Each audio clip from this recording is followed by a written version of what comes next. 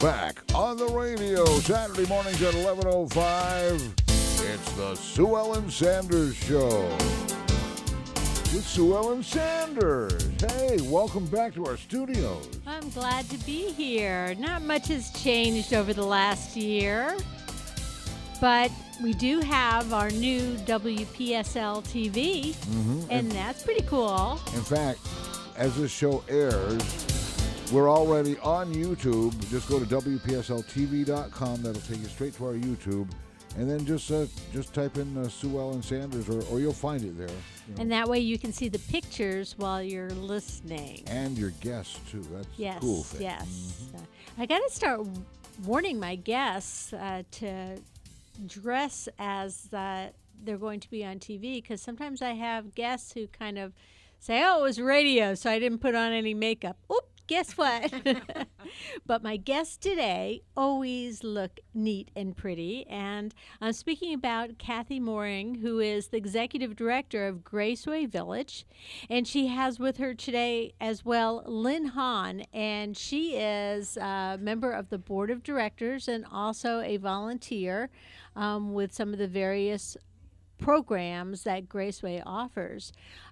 It's been a while since I've had Kathy on the air, and I thought it would be a good idea to briefly talk about a little bit of the history of Graceway and how it came to be for people who are not aware of it. And then we'll talk about the services Graceway offers and how you can help. So, Kathy, tell me how Graceway first came to be. I know you weren't there at the very beginning, but you've been there for about 2 years now? Actually, it's been 3.5. Wow, time flies, huh? It does. So the concept of Graceway Village stemmed from a bunch of community activists and religious organizations coming together and trying to fill a need without duplicating services for the community. And bit by bit, Graceway has added additional services, but to start with, it was an outreach of Indian River Presbyterian Church. Am I correct? You certainly are, yes. And you want to tell us a little bit how that came to be? Absolutely. The property that we're on Hartman Road used to be First Presbyterian Church of Fort Pierce. They ended up merging with Indian River Presbyterian Church, and when they did so, they gave the property on Hartman Road to them with the one stipulation that it needed to be used in a way to help the community. And so Indian River Presbyterian Church gathered together, as you said, some community activists, and they spent a lot of time in determining through prayer and conversation how to best use the property to help the community. And from that came the two current big programs, which is Hope's Closet for Children and Matthew's Cafe, as well as the strategic plan B that we're moving towards to now. And what's really terrific about the location is that is very accessible for both volunteers and for the people who come to Graceway. There's a lot of neighborhoods where people can just walk from or ride their bikes. And it's easy access for a lot of areas of Fort Pierce. You also have, your programs include priorities that the community thought that the surrounding neighborhoods needed and that were at this time unmet. And that includes, as you said, Matthew's Cafe and also Hope's Closet. Hope's Closet is the first one that I was very familiar with because when my daughter was in high school, she volunteered a couple of summers with Hope's Closet, and she helped to sort clothes. And I'll tell you a funny little story about Chloe. When she was helping to sort clothes, she'd go back, and every time that she would go into volunteer, she'd be bringing more of her clothes. Good. And that that's really what you see in Hope's Closet. And of course, Hope's Closet, you offer vouchers and you give them to the guidance counselors in the schools who get them to the students and the families they know can use them. And then kids are able to, how many times a year? They can come twice a year. And one of the times is before school starts. Absolutely. Yeah. We're very busy right now. So they can have new clothes for the school year. And this is the thing about the clothes at Hope's Closet that I want people to understand, both if you're planning on donating and if you're planning on shopping there because your kid might need just a little hand or your family just needs a hand in between. The stuff is really nice. It may be last season's clothes. It may be gently worn, gently outgrown, but it's not stained. It's not torn. It's not old and faded. It's really nice stuff. Nicely used clothing. If we wouldn't put it on our children or grandchildren, we would not put it on the racks. And there are even now, everybody's got these times in your life where, you go shopping and you get a lot of stuff because it was on sale. And then you say, well, it's such a good deal. I'm going to get next year's size for my kid too. And then your son or your daughter grows so fast that they totally skip over that size. Because I remember sorting clothes there that had price tags on them. Those items go very quickly. Yes.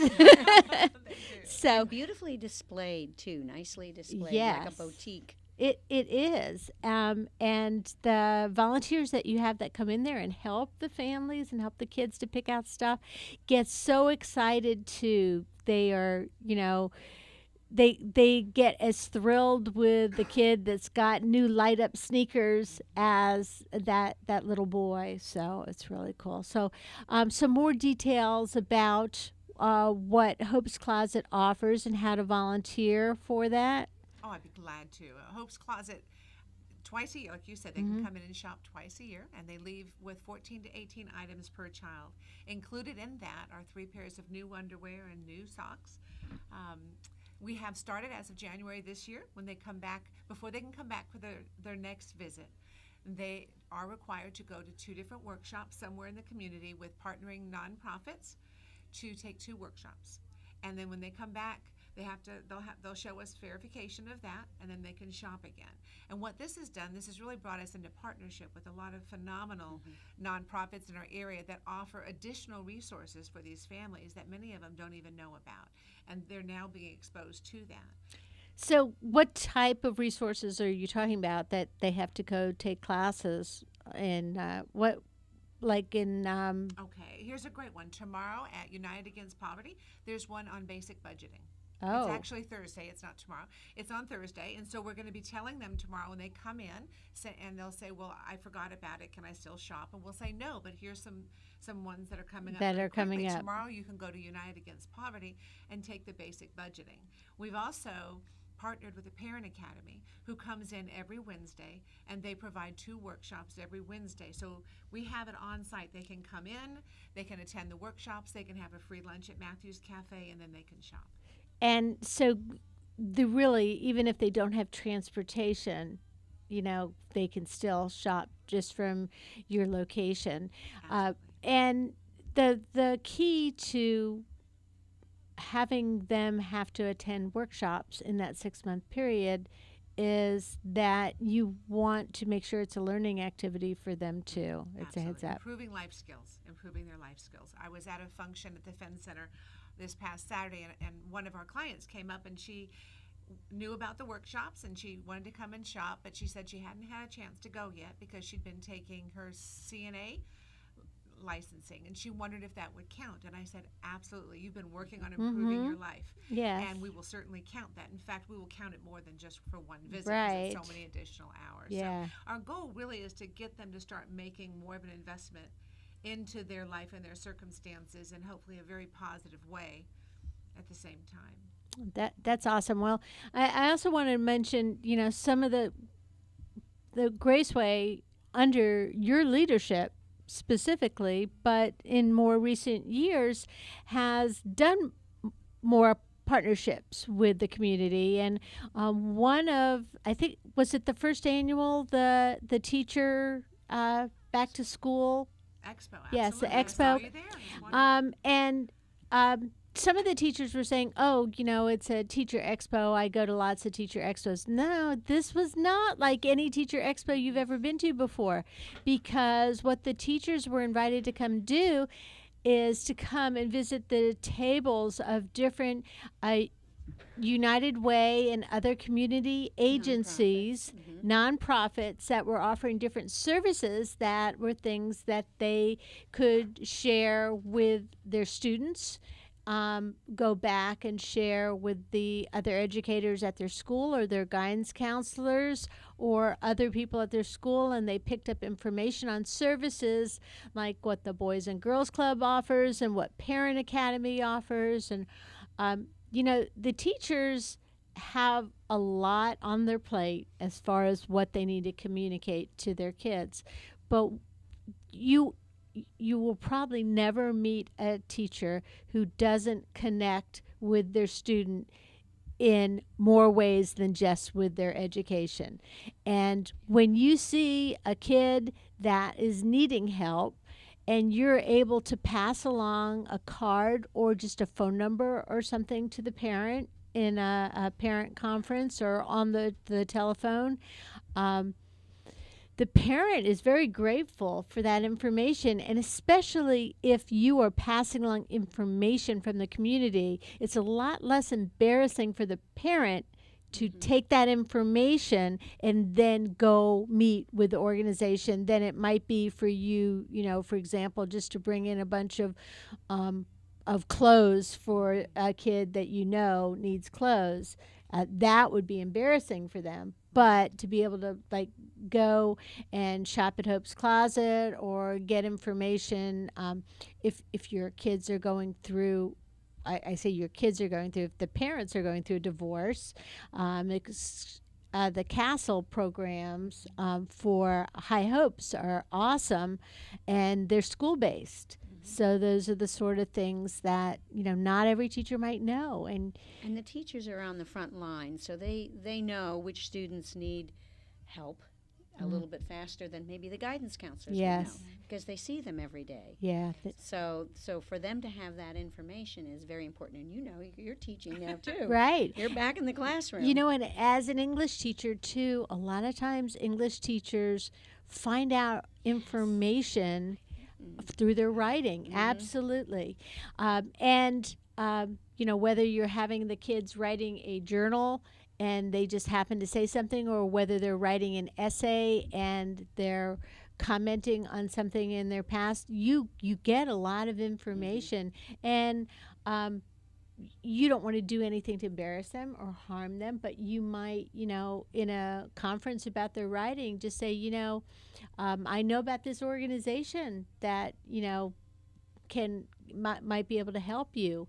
Exactly. There's all sorts of, the "it takes a village" comment is so true, and it's never been more true than in a small town. And we're this on the Treasure Coast. We're this unique combination of we've got the beaches, of course, and the farmland and the cattle, and then we've got the quaint stores downtown, and we've got everything in between. But we are also a small enough town where if you go into the grocery store, you are going to see your neighbors, you're going to see your students, you're going to see people that you know. Former students. Yeah, all the time. former students. I'm retired, but Yes. I still see them. Now you are a retired teacher. Yes. So tell me, how much time do we have? We have a couple minutes. Just tell me briefly how you got involved with Graceway. Well, before I retired, the church that I had been attending was closing, and I knew teachers at Indian River Presbyterian, so I started going there. And I also knew that they were involved in outreach in the community, and I thought, gee, I'm retiring. I need to do some more volunteering. Mm-hmm. So through Indian River Presbyterian, I got involved in helping at Matthew's Cafe on Sunday evenings. And then when I became an elder a few years later, part of my responsibilities was to meet with the Graceway Village Board. And so there I am. And I'm secretary. She has a great job. Nobody else wants to do that, but it's fun just being on the board.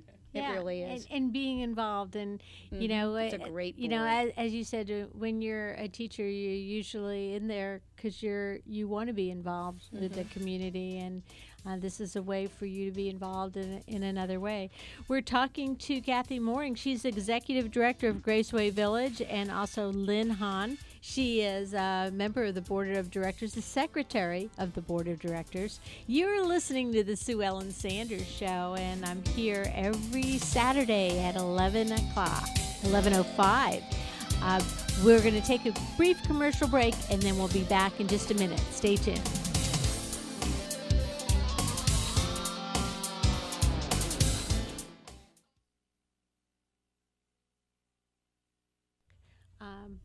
We'll have another 18-minute segment. Let's talk. You can talk about the number of nonprofits, maybe mention some of the other partnerships with them. Matthew's Cafe. And we're going to get, and then the second half of that 18 minutes will be all Matthew's Cafe and everything that you do with Matthew's Because we've Cafe. enlarged that program Yeah. too. And what you need as far as volunteer help, if people need food, how that, if you want to donate food to it, you know, however, all different aspects. And then that last 18-minute segment, I'd like to gear on some of the special events that you do. Okay. That this is another way to get involved with Graceway. Talking about some of the special events, you can work on a committee, you can, you know, work on the board, and then gear on, you know, when's the time if you wanted to volunteer.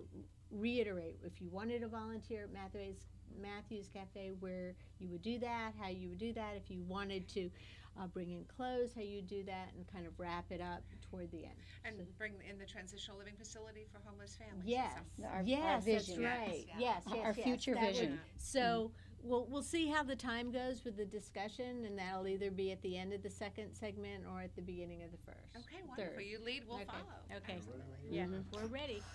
There's no voices in my headphones. Oh, let's see. Am I plugged in? Oh, yeah. Okay. Try it now, see if you can hear yourself. Okay. 1, 2. Yes, Test, test, test, test. yes, Hear yourself yes, now? I can. Is that weird? No, I love it.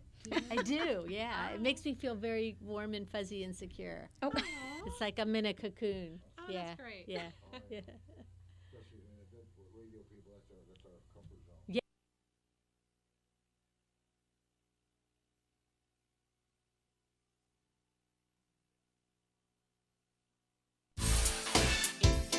And now back to the Sue Ellen Sanders Show.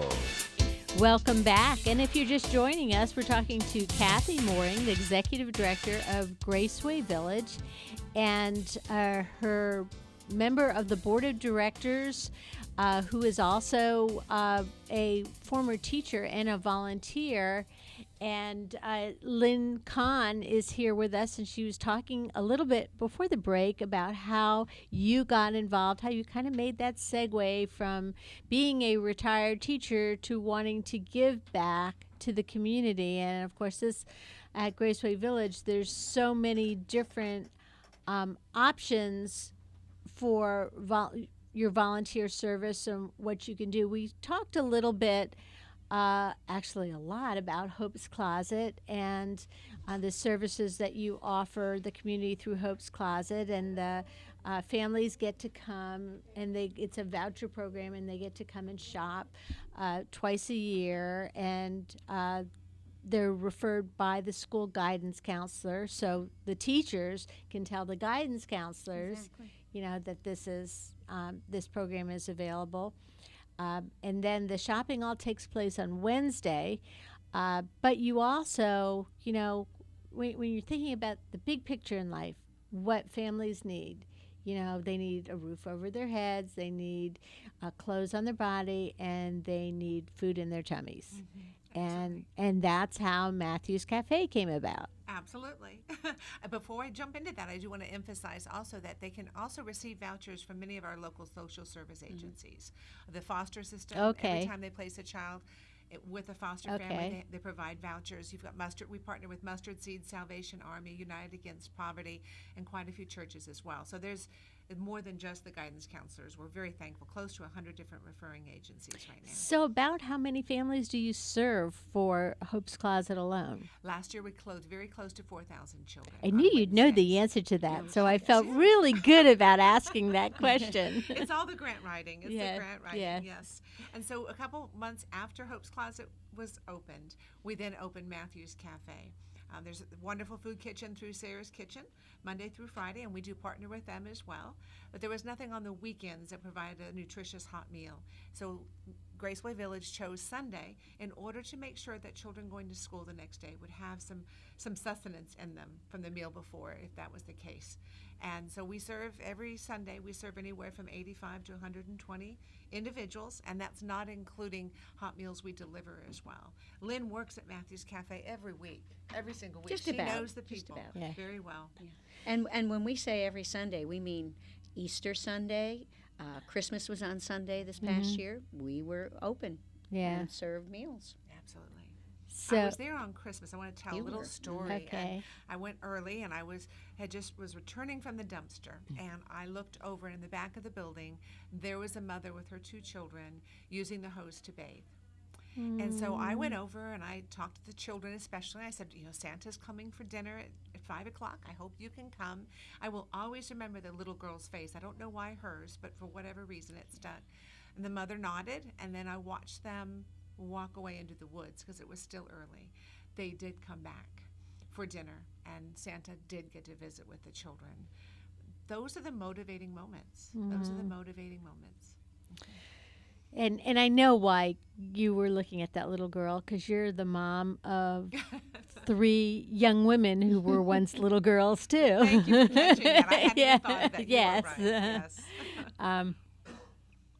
I kind of get choked up when I think about, middle class, even part of the a lot of people in the community celebrate Christmas no matter what, but if you're worried about a roof over your head and food in your belly and clothes on your body, then you can't spare any money to buy Christmas presents. And I remember the years, the holidays, where it looked like Santa Claus threw up all over the living room floor.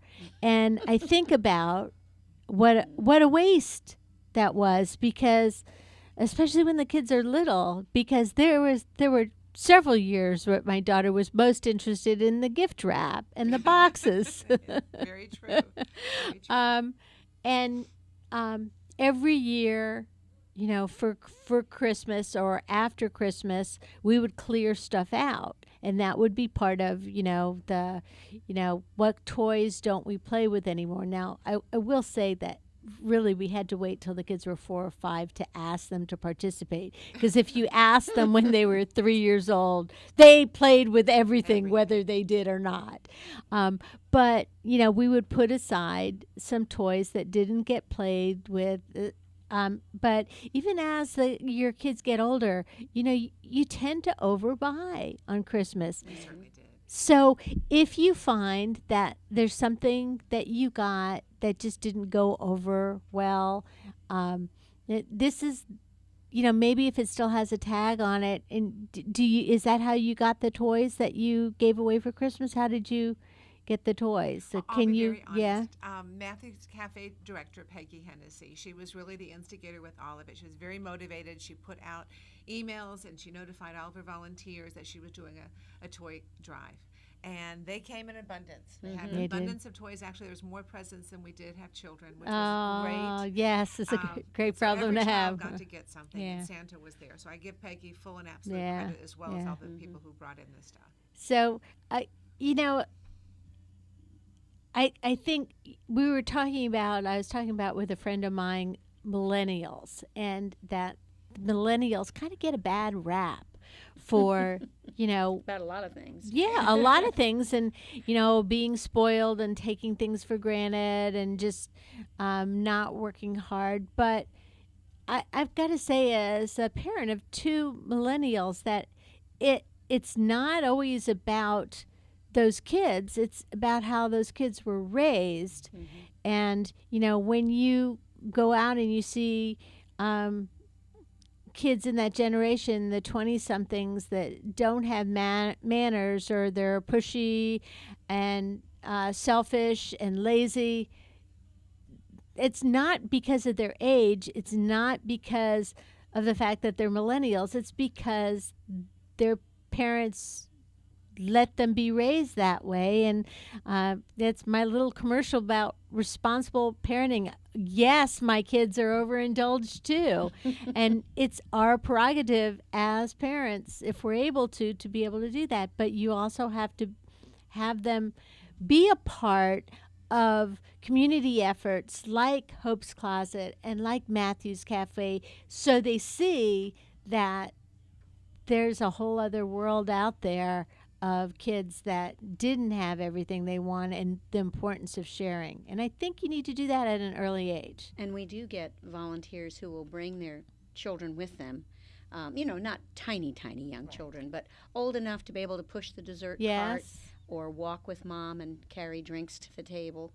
High school students often need to have their papers signed for their community service and so forth. And so we can have high school kids come and help at Matthew's Cafe, either serving or help prepping. And it's a wonderful experience. It really is. Because whether you're young or old, when you're volunteering and you get to know some of the people who come every week, it's just wonderful to see them and to talk with them and see how they're doing. We also put prayer cards on the table, and you'd be surprised, an awful lot of people fill out picking those them up, prayer yeah. cards, and they get picked up and prayed over. One of the churches picks them up every week and supplies new ones for us, and they get prayed over. So it really is a good experience, whether you're on the receiving end or the volunteering end, to see these families come in, and individuals. We were started by Indian River Presbyterian Church. We became independent in January of 2016, which has really been a blessing. It's opened the doors wide for all different community organizations and groups and churches and synagogues to get involved if they would like in volunteer work and other aspects. And a lot of times those churches or synagogues or Boy Scouts, Girl Scouts, Brownies, different organizations might, as a group, come and We volunteer. had people from Kohl's one time. I remember that, and I thought, oh, that's a good thing if these stores and other organizations want some of their employees to work together, volunteering someplace. Wonderful, it's wonderful. Yeah, it's a great bonding activity. Yeah. Yeah. And as far as Matthew's Cafe, so you begin by offering a hot meal on Sundays, and you have nearly 100 people that usually come on Sundays, average, yes. on average. And how do you get the food that you prepare? We could not do it without the Treasure Coast Food Bank. Got to put a big plug out there for them. They're tremendously helpful in feeding those in need. We also receive a lot of donations from individuals and civic clubs and workplaces of non-perishable food items. When one of our guests is done eating, they're able to go into a small pantry, and we provide them with a bag or two of non-perishables to help sustain them for a day or so, which we really count as a privilege to be able to do. Yeah, that's wonderful.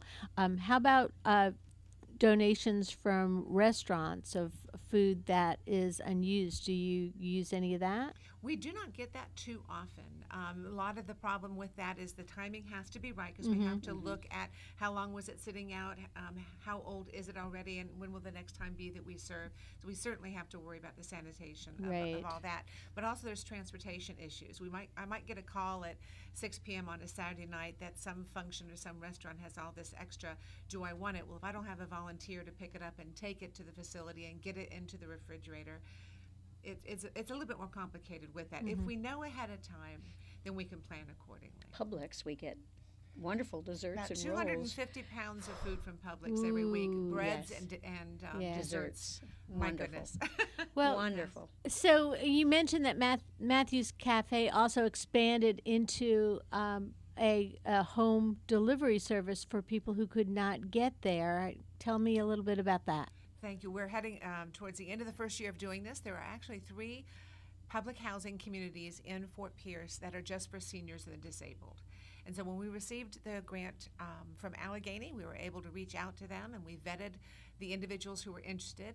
And those who are in the greatest need with no way of coming to Matthew's Cafe, we deliver hot meals to them every Sunday night. We have teams of 2 that come in, and they package the food, and then they go and they deliver it to 10 to 15 individuals in those housing communities. So almost 60 It's actually meals 63. altogether. We're up to 63 that we deliver every Sunday now.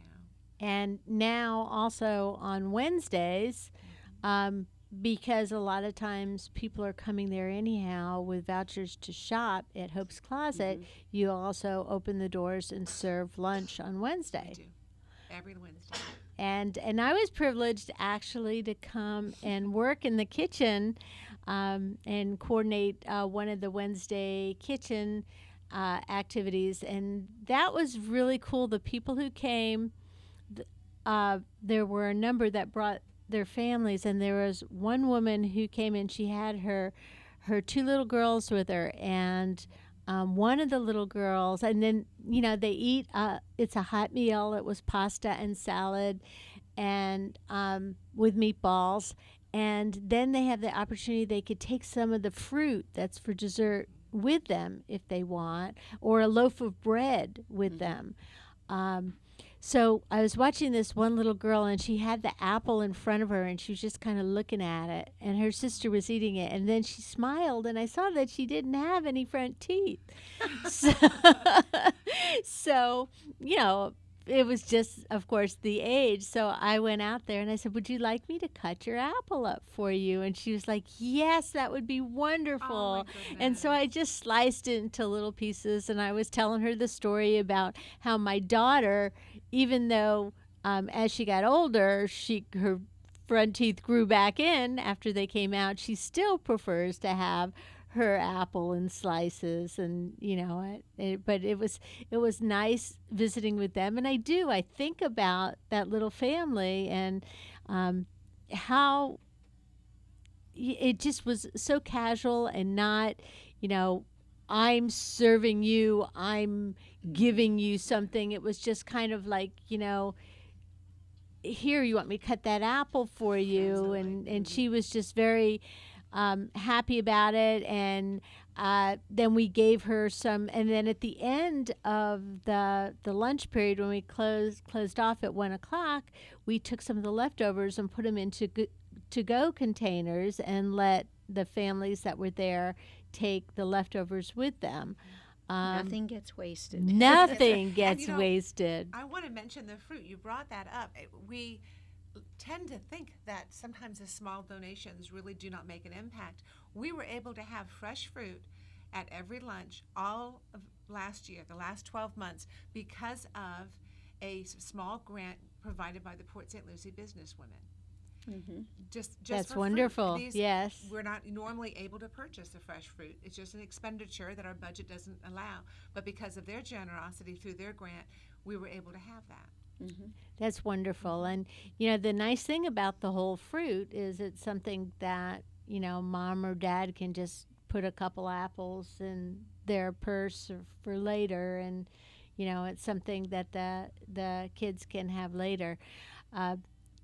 In addition, so you do have volunteers that you need for cooking, for serving, for delivering meals on Sunday, and then also Wednesday at noon. What other type of ministries do you offer through Graceway? Those are the two main ones. We also offer the Getting Ahead and Just Getting By World, a community course. It's through the Bridges to Prosperity nationwide program. We offer it twice a year, as long as we have sufficient funding, to be honest. And it's anywhere from 10 to 15 adults. They're individuals who are currently living in poverty. They really have a strong desire to get out, but they just keep hitting a brick wall, and they're not successful. This is a 16-session course that brings them very close to home, both in their own community, within their own home, and within themselves as far as problem solving and whatnot. And they face some truths that really are hindering them. And this course is a great stepping stone to help them get over that bridge. We're talking to Kathy Mooring with Graceway Village, and also her volunteer and board member, Lynne Kahn. And we're learning about some of the services that Graceway offers, but one of the things that's really cool is about all the partnerships that Graceway has with the community too. And we'll find out a little bit more about that, and also about some of the fundraisers and special events that go on all year round at Graceway when we come back. You're listening to the Sue Ellen Sanders Show. We'll be back in a minute with more.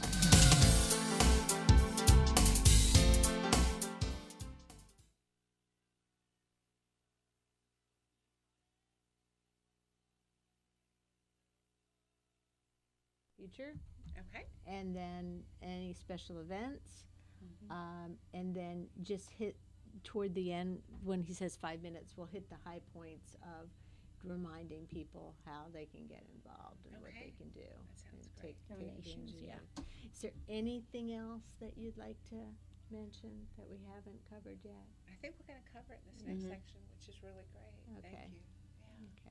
Yeah. Okay. All right. And then if I forget to ask you about something, bring it up. I can't.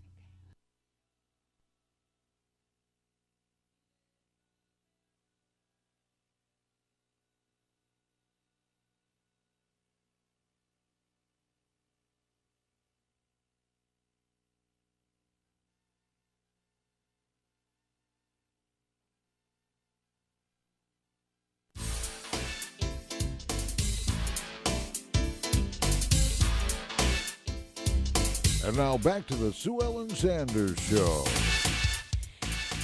Thank you. And this is, if you've missed the show, you can find out more about Graceway Village. Well, actually, if you've missed the show, you're still listening, so you can listen to the tail end of it. But you can also watch the full TV version of it on WPSL. And that's on YouTube, Cliff? Yeah, it's WPSL TV. TV. It's on YouTube, and easy as pie, we have a redirect. You type in WPSLTV.com, it'll take you directly to our YouTube archives where this show can be found forever. So forever and ever, we'll be looking back at this show. No. So our great-grandchildren and great-grandchildren. Yes. Exactly. That's right. Yes, Nobody we will miss will. this show. We're talking to Kathy Mooring, and she is the executive director of Graceway Village. And Graceway, you don't have a whole lot of paid staff there. You work on a very, very small staffing budget. And so you really count on your board members and your volunteers. And Lynne Kahn is your secretary of your board of directors, and she's also one of your volunteers at the Sundays Matthews Cafe. And people can get involved through calling you or go to your website. What are the best ways to reach you? The best ways to reach us for volunteering, Yes. especially, would be they can certainly call. Our number is 772-925-3074, or they can send us an email, and that would be to info@gracewayvillage.com, info@gracewayvillage.com. All right. And if you have an organization or if you are a student who's looking for community service hours, this is a great opportunity for you. And it's not the kind of thing where you're behind the scenes. You're right on the forefront. You're really involved. If you're somebody who likes that interaction with people and seeing and connecting with people, that this is a good opportunity for you. And, again, Kathy, you mentioned that a lot of times volunteers will bring family members with them, and it's just a terrific way to introduce your children to volunteering and the importance of volunteering. You mentioned at Matthew's Cafe, you got a lot of family members who help with the serving. Yes.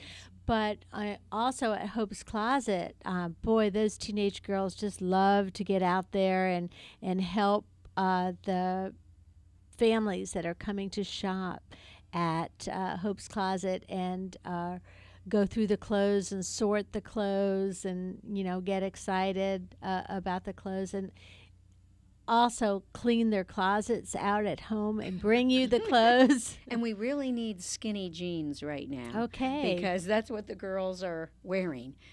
They are. Honestly, we just have so many regular jeans, and we cannot get rid of them. The teenage girls that come in, they literally decline them.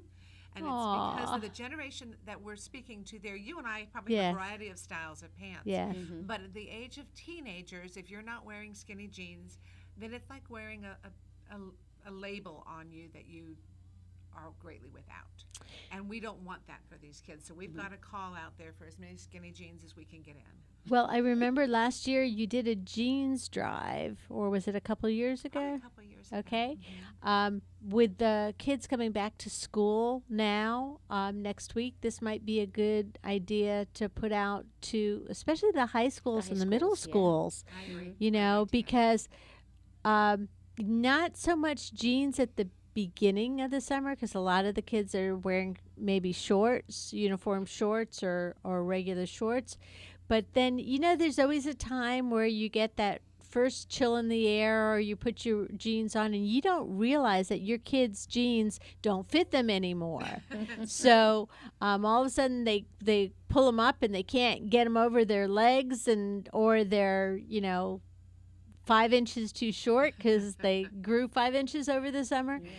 So put a pile of those jeans together and then just bring them on over to Graceway to donate the clothes. How do people go about donating clothes? Well, to individuals in particular, we ask them to drop it off at Graceway. They can do that any Wednesday between 10 and 5, or they can do it actually any day of the week. We have a very large blue bin outside the front door that they can have the clothing in bags, and they can put it inside the bin whenever it's convenient for them. And I just have to say, nothing against organizations that resell the clothes. That's fine, especially when the money is going for a worthwhile organization. But keep in mind that these clothes are, when we say come and shop Hope's Closet, we're just using that as a euphemism. They're not really paying anything for the clothes. Thank you for These pointing that these out. kids are getting, and the families are getting the clothes free, and their current styles, and they're gently used or well used but still in great condition. Because I was going to say gently used, sometimes the blue jeans are worth more when they have holes in them, aren't they? Nowadays, absolutely. And different organizations will, I belong to a retired teachers group, and we will have a time when we bring in new socks and new underwear for boys, girls, and then I bring them over to Hope's Closet. So we only take brand new underwear and socks. Okay. So organizations can always have their own sock drive, or we have an Undie Sunday at One of our IRPC. churches. Yeah. As Yes, well I as the remember Crossings that. Church, right? And then there used to be a sock tree. We have a sock sock tree at tree. Christmas time, Yes. and then Yeah. an Undie Sunday. Yeah. So to bring in the new than Yeah, things. or if you're a member of a community organization, and you want to pick that as something that everybody does, they can, or if you have money that you want to spend and you want to, instead of donating the money, you want to donate some type of product, then the underwear and the socks is a great We'll idea. take the money too. That's a Yeah. great segue, actually, Yeah. into a third part that's very. We need volunteers and we need donations of material goods. We certainly also need donations. I mean, to feed one senior in our homebound program, it's $125 to feed them 52 hot meals. That's a really great price. For 52 Yeah, hot that meals. is. For $25, you can either feed 8 people at Matthew's Cafe one time, or you can clothe 3 children entirely for $25. Everything we do is for free. So donations are certainly very necessary in order to keep us able to reach as many as we are. We fed last year over 6,800 people. We're looking at 10,000 this year because of our new delivery program. Where else do you get funding from? You mentioned grant writing, and that's how come you remembered the numbers offhand. And the Allegheny Sisters And United Way. and United Way provide some funding. We received a grant from Fort Pierce. City of Fort City Pierce. of Fort Pierce, wonderful for Matthew's Cafe. We also received Port St. Lucie Business Women Grant. Majority past that are all individual donors, whom we greatly appreciate. They're more than donors. They're investing in. They're stewards of Graceway Village. And this might be a good opportunity for us to talk about some of the special events that you do too, because you have a couple signature events that bring in a fair amount of money. And if you're not the type of person who wants to work at Matthew's Cafe or at Hope's Closet, or if you don't have a flexible work schedule where you can't, you might be able to be a member or a volunteer of one of the committees of these special events. And one of my absolute favorite special events is, of course, the butterfly Kisses. butterfly kisses. kisses. Yes. Absolutely. And that it kind of started. Well, the idea started small because the dance itself was never small. It went crazy the first year. Who knew that there were all those daddies that wanted to take their daughters to a big event? And so let's talk about that butterfly kisses. It's in the spring, correct? It's in the spring. We do not have an exact date at this time. No. But it's coming up in the spring. It is certainly a favorite. The little girls are princesses. I love to watch them walk in and see the dads dressed in their suits. And they are definitely the knight in shining armor that night, that afternoon, actually. And it's just a wonderful, wonderful time. And that's something that you can either volunteer for or donate to or be a sponsor for. All So you have a lot of different opportunities where you can play a part of that.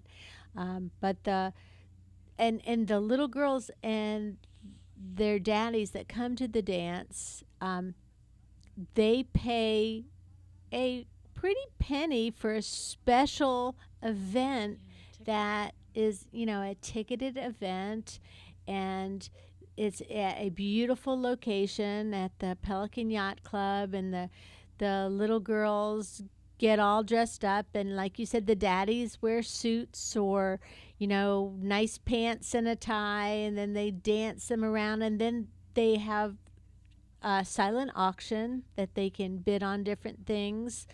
Or we have fairy hair. We have wonderful princesses that come in full costume. and to face paint, right? Face Yeah. painting and different Crafts. crafts as well. Yeah. It's a wonderful afternoon. for So father it and daughter. is. I know. I was there as a volunteer just the one time, but I always can't wait to see the pictures. And it's certainly a special occasion for those daddies and their daughters too, and it's so meaningful for them. But at the same time, you raised quite a bit of money that you were able to use all year round at Matthew's Cafe and at Hope's Closet. Absolutely. Graceway Village is wonderfully blessed from the proceeds from each of the fundraisers, and none of that would happen without the community support we have out there. So, and the best way to find out, you have a Facebook page as well, don't you? We have a Facebook Okay. page. We're on Instagram, and we're also have our website, gracewayvillage.com. So you can go on www.gracewayvillage.com. And see pictures of all of our. We've got 3 signature events now. Well, what are the other 2 events? We had the Sock Hop. Last year was Oh, the first annual yeah, Sock that's Hop. right. I believe we're going to continue with that theme this one year, and we're going to change themes in upcoming years as It's well. nice that you continue another time so people can use all those poodle skirts again. You know, people who were not able to attend, they heard how much fun Yeah, it was, and they're yeah. looking forward to coming again this year. So that's Yeah. great. The sock hop was And for the then- grown-ups. Yes. Oh, yes. Yeah. Absolutely. And then Yeah. we have the Bug Guys. They sponsor a golf tournament where we're the beneficiaries every year. It'll be the 3rd year coming up. And then the 4th thing I'd love to bring up is on November 2nd, we're going to be having a town hall meeting. Because we're moving into building a transitional living facility for homeless families. And so we're going to be hosting a town hall meeting on site at Graceway, open to anybody who's interested in coming. They'll find information on our website within a couple of weeks about that. And they're going to hear about all the plans. Everybody wants this. Everyone knows there's a need for this and wants it. So we want to let them know more of the details of it. So it'll offer transitional housing from people, taking them from being homeless to when they're able to afford their own place. It'll be for families Yeah. only, and we'll be housing up to 20 families, and it's an 18 to 24-month program. It'll be a step program. It'll be a work in progress, but our goal is for them not only to leave with a job and self-sustaining, but to also leave as a healthy family unit. So we're going to be covering all the bases with them. That's awesome. So you can be a part of that planning at the town hall meeting. And then there's the Bug Guys Golf Tournament. And what time of year is that usually in? Well, once we had it in July, and this past year we had it in May. Rumor has it he might be going to either June or July this year. Okay. And then again in the spring, and it's usually early spring, is the Butterfly Kisses dance. And then you also have the Sock Hop, which is... Do you have a date for that? That's Do you? January Okay. 20th. Okay. Absolutely. Bebop and Sock Hop. So you can put You that should on have your seen calendar. Lynne. She was one of 4 pink ladies. She was great. She was the leader Oh, of the how pack. cute. Did you have little satiny jackets? We sure did. Uh, The pink satin jackets, pink ladies. That's those retired teachers really know how to party. They do. My They do. goodness. Um, And you were our first celebrity chef. yeah. Oh, We're moving yes. forward You're on doing a that, too. celebrity chef program on Wednesdays for the Matthew's Cafe, and I was the first celebrity chef. And I'm telling you, I was worried that my cooking wouldn't be good enough, and they prepare things so well for you there that basically you don't really have to do a whole lot of cooking. She actually won a chili cook-off Oh, for I us one did. year. I Oh, did. that's I did. terrific. But I will tell you that my husband, I was the sous chef. My husband was the main chef there. And I'll go on the record as saying The that. truth revealed. Yeah, no, but he's used to giving me the credit for stuff, so. And I did help, a lot. Like I bought all the groceries, I cut everything up, I put it all in. But he's the one that puts the spices in our chili. Yeah. But at any rate, there's a lot of opportunities both to volunteer and to be part of the effort at Graceway Village. Again, Kathy Mooring is the executive director, and Lynne Kahn is a board member, and you can reach them either by their website at www.graceway.com or by telephone, or you can just stop by there. What's the phone number again, Kathy? 772-925-3074. And you just mentioned stopping by. They're welcome to stop by any Wednesday between 11 and 4, and we'd love to give them a tour. So Wednesday between 11 and 4. If they would like to have a tour. Yes. We're open from 10 to 5, taking the last client at 4. But for tours, we try to keep it between 11 and 4. Awesome. So if you want to see what it all looks like when it's all put together, that's great. Well, Lynne and Kathy, thank you so much for being my guests. Thank you for Thank having you. us. You're listening to the Sue Ellen Sanders Show. I'll be back here every Saturday at 11:05, or you could log in anytime at www.wpsltv.com.